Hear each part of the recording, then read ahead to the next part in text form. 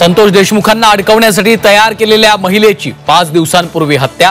अंजली दमाने यांच्या पोस्टमुळे खळबळ, तर महिलेचा देशमुख हत्येशी संबंध नाही, धाराशिव पोलिसांचं स्पष्टीकरण। बीडच्या जेलमध्ये 2 टोळ्यांमध्ये मारहाण झाल्याची धसांची माहिती। ठराविक आरोपींना व्हीआयपी ट्रीटमेंट दिली जात असल्याचाही आरोप।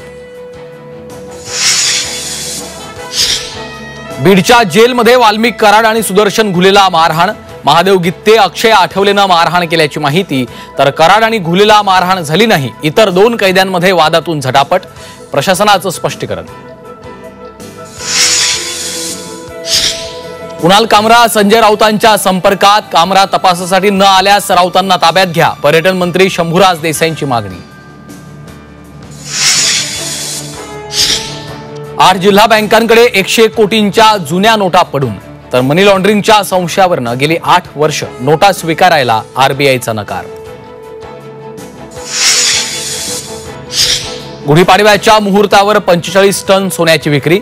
इंडिया बुलियन आणि ज्वेलर्स असोसिएशनची माहिती, गेल्या वर्षीच्या तुलनेत यंदा सोनं विक्रीत 20 टन घट।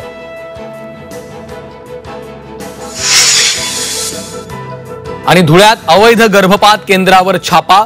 सुमन हॉस्पिटलमध्ये अवैध गर्भपात होत असल्याचं उघड, गर्भपातासाठी लागणारी औषधं जप्त।